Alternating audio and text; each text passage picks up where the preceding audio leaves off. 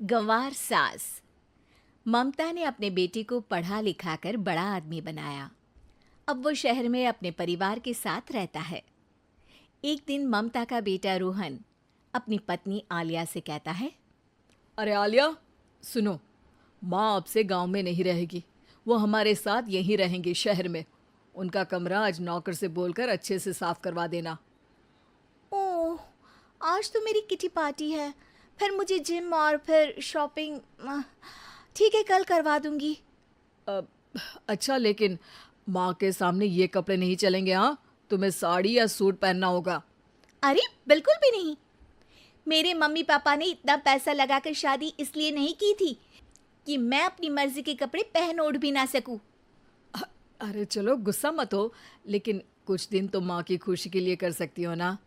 लेकिन आलिया मानती नहीं। माँ आती है सिंपल सी साड़ी, झोला और चप्पल पहनकर। अरे रोहन, मैं इनके साथ कैसे रहूंगी? मेरी फ्रेंड्स क्या कहेंगी? ये तो पूरी गंवार लग रही है। आलिया, माँ गांव में रहती थी इसलिए ऐसी हैं। तुम आज ही माँ के साथ जाकर उनकी पसंद की शॉपिंग करवा देना। इनके साथ घर के अंदर रहना मुश्किल है, बाहर तो मैं कभी भी ना जाऊं। रोहन को आलिया पर गुस्सा आ जाता है। माँ, ओ माँ। हाँ बेटा। वो माँ को ले जाने के लिए उनका हाथ पकड़ता है कि अरे माँ, तेरे हाथ अभी तक इतने कड़े हैं, तूने इसका कोई इलाज नहीं किया?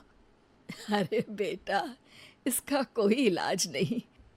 वैसे भी मुझे कोई शर्म नहीं कि मेरे हाथ मुलायम नहीं है, क्योंकि इन्हीं हाथों से मेहनत कर मैंने तुझे बनाया है बेटा। अगले दिन। माँ, मैं ऑफिस जा रहा हूँ। कुछ लाना हो तो आलिया को बोलकर फ़ोन करवा देना। रोहन के जाने के बाद, आप ना आज कमरे में ही रहिएगा, घर में पार्टी है, मेरी सहेलियां आ रही हैं, मैं उन लोगों के सामने आपको नहीं ला सकती हूँ। ठीक है बहू, लेकिन तुम कहो तो मैं कुछ खाने को बना दूँ तुम लोगों की पार्टी के लिए। वो लोग सिर्फ कॉन्टिनेंटल या थाई फूड ही खाते हैं। कोई बात नहीं, कभी इंडियन खिलाने वाला कोई मिला नहीं होगा ना। मैं बनाकर कमरे में चली जाऊंगी। जैसे आपकी मर्जी। आलिया के घर उसकी दोस्त आती हैं, पार्टी होती है। अरे वाह आलिया, ये क्या है खाने में? बड़ा ही स्वादिष्ट है यार, इसकी रेसिपी मुझे चाहिए। हाँ, और ये दाल, ओ माय गॉड, मैंने तो किसी 5 स्टार में भी ऐसी दाल नहीं खाई है यार। तू कुक को यहाँ बुलाना। अब आलिया घबरा जाती है। हाँ हाँ हाँ हाँ, क्यों नहीं। माँ जी ज़रा बाहर आइए। आलिया की सास सिंपल सी साड़ी और गांव के अंदाज में आती है। अरे बहू, क्या हुआ? खाना पसंद नहीं आया क्या? बहू? अरे ये गांव से दिखने वाली औरत तुम्हें बहू क्यों बोल रही है? कौन है ये? वो हमारी नई नौकरानी है। सास बहू की बात सुनकर बहुत दुखी हो जाती है। वो सर झुकाकर जा ही रही होती है कि एक सहेली बोल पड़ती है। अरे कहाँ जा रही हैं माँ जी? वो उठकर उनके पैर छूती है। जीती रहो बेटा। क्या है ना, आपकी शक्ल बिल्कुल मेरी माँ जैसी है। पता है आलिया, मैं शहर पढ़ने आई और फिर शहरी हो गई, लेकिन मेरे माँ पापा तो आज भी गांव में रहते हैं, बिल्कुल इनके जैसे ही हैं।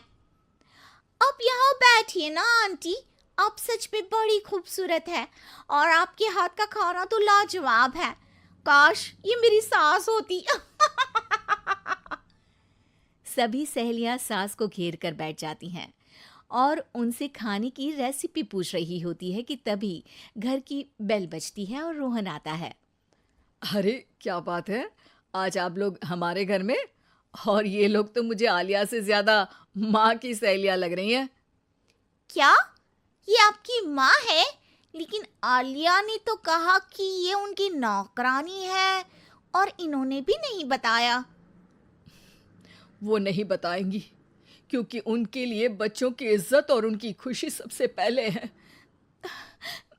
मुझे माफ कर दो, मुझे इन्हें तुम लोगों से मिलवाने में शर्म आ रही थी। कि तुम लोग क्या कहती। अरे अब तो हमें शर्म आ रही है कि तुम हम लोगों की सहेली हो। हाँ, जो माँ जैसी सास को नौकरानी बोले वो हमारी सहेली नहीं हो सकती। ये बोलकर सभी वहां से जाने लगती है कि सास बोलती है, आलिया की तरफ से मैं तुम लोगों से माफ़ी मांगती हूँ। उसने जो कहा उसके लिए मैं उसे माफ़ करती हूँ। अब तुम लोग भी उसे माफ़ कर दो, क्योंकि अगर तुम लोगों ने उससे दोस्ती तोड़ी तो फिर मेरे हाथ का खाना कैसे खाओगी? नहीं नहीं आंटी, जरूर आएंगे, लेकिन अब आलिया की नहीं बल्कि आपकी सहेली बनकर।